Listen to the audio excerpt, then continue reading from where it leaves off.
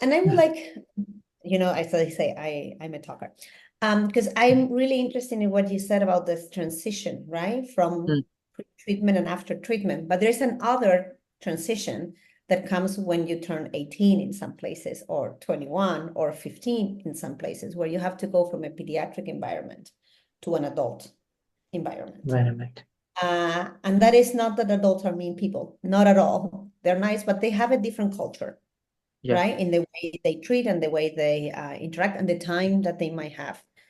Mm. So how did you find yourself going through this transition? So I, to be honest, I didn't have this transition because I've been with my doctor until I finished everything. That it was 2 years ago. I still with my doctor. So I didn't have this transition, but I have heard many stories of doctors in adult pediatry, adult oncology that are not conscious of the pain that they can do with their words, so they are not that empathic. I don't know. It's another way of treating the patients. Also, my mother is going through a treatment right now, so I can see that doctors don't treat you like a person who is going through this kind of process. They just treat you like another patient, another number. Like, okay, you have to receive this treatment, and okay, go on, go on. When you are in a, well, at least in my experience, in my hospital, um it was also like a psychological help. My doctors were like a psychological help. They were really kind all the time, trying to calm me, and they were all the time there, and you can see the difference with adults, at least in my experience, but I don't want to generalize.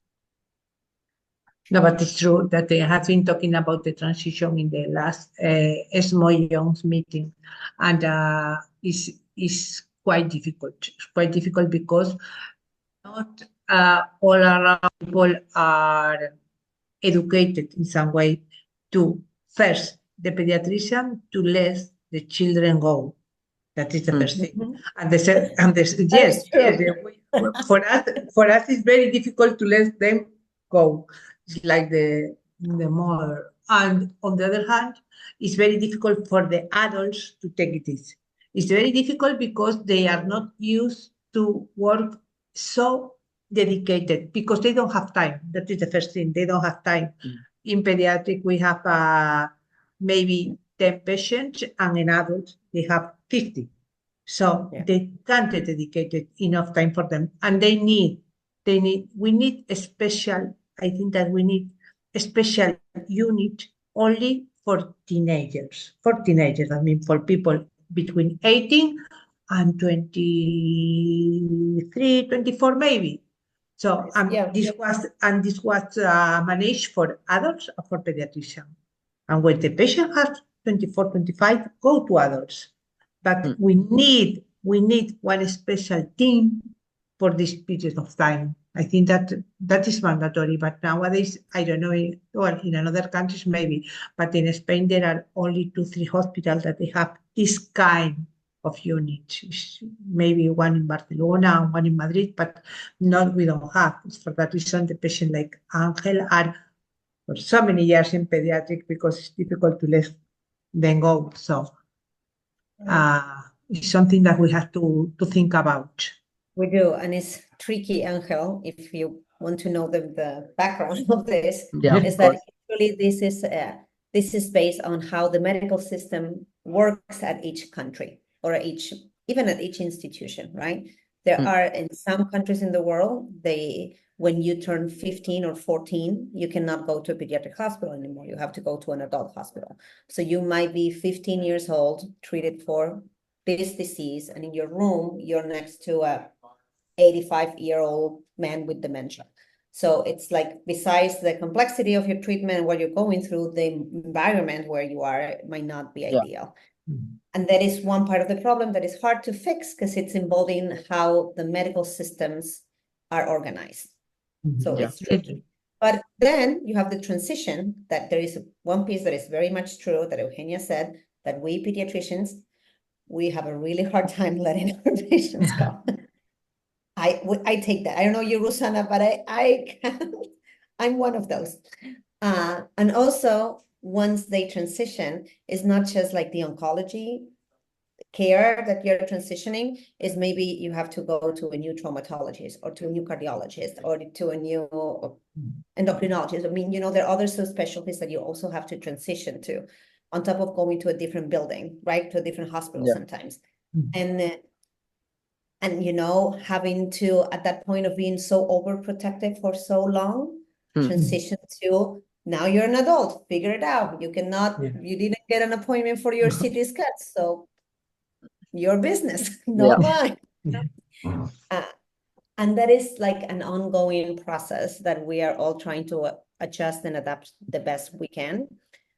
Most of the time, I would say in most of the world, it's not really working. But that's why we're here. So knowing and learning from you and your experience is very relevant, because we just see it from, like all of us, when there's a problem, we can all tell what we see from our perspective, but having all the voices, everyone sitting at the table and sharing what it's like, I think is, at least is a good start.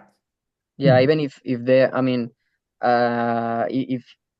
patients are not experts on the topic, but they can They're experts in their life and what they went through.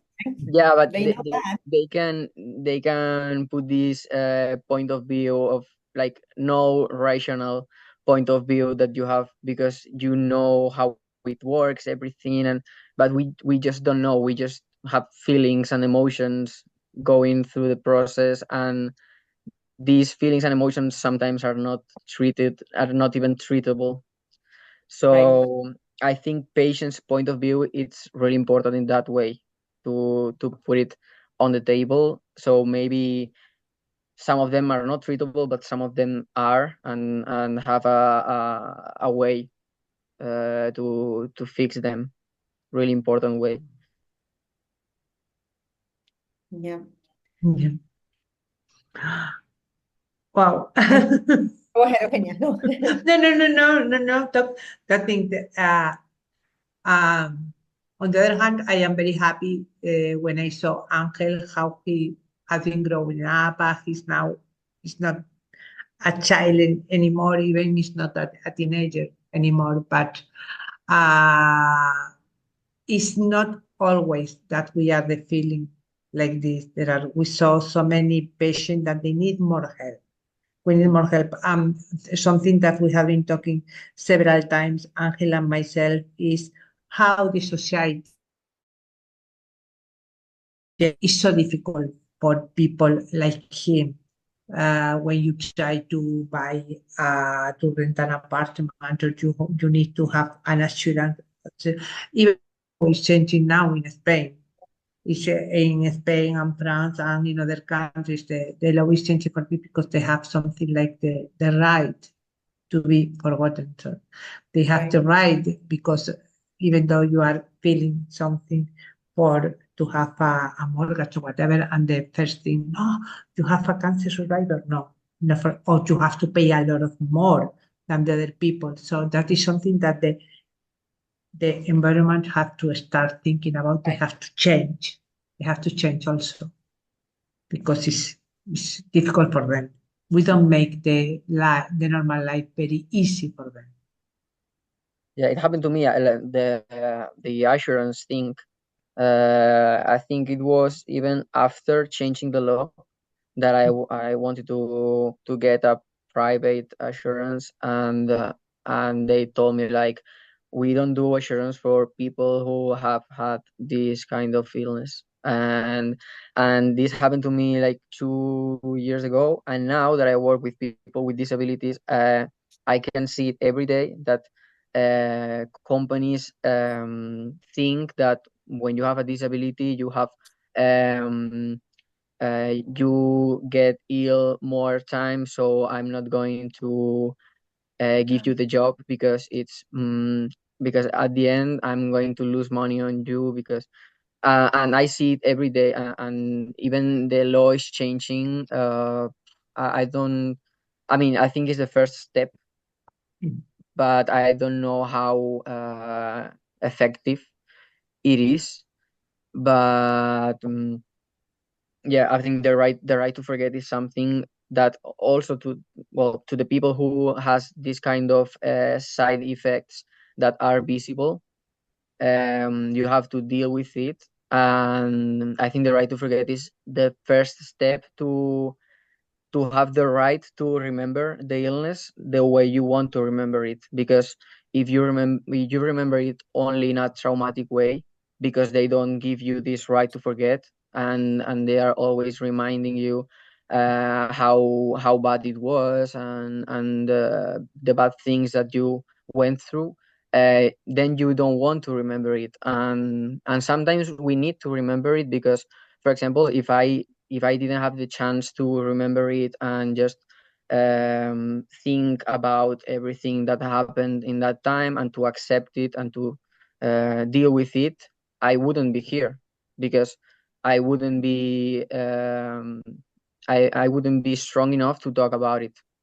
And you can see when you do volunteering and all this stuff related with cancer, you can see that patients are sometimes the people who can, well, ex-patients that can help current patients. So we need to get this right to forget, not only in the law but in the society, to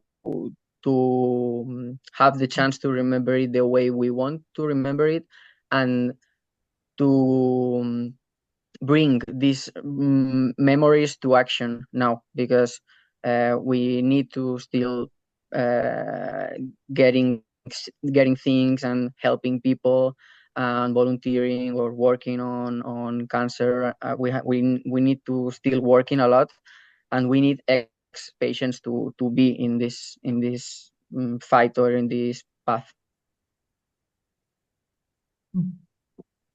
Yeah, well, Yeah. I guess I don't know, Peña, if you have any other questions, or Rosana? This was a great conclusion of Yeah. days of our first session, the right to be forgotten when it's needed. And it's really very important. And we have discussed really very important things to share with others who are currently on the way or have completed. And this is educational for the doctors as well, because really many doctors do need to understand and realize this, especially when they are dealing or contacting adolescent and young adults. Yeah, that was great. Yeah. And thank you, everyone, for coming up and for talking about this. Yeah, and Eugenia was so excited when you said that you were coming. She said, he is fantastic. And now we know. He is.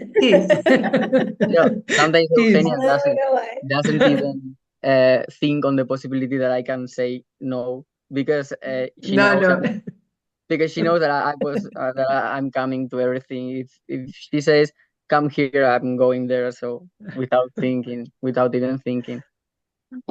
We are very happy working together. Very, very happy. Yeah, Yeah. Great. Thank you, everyone. thank you.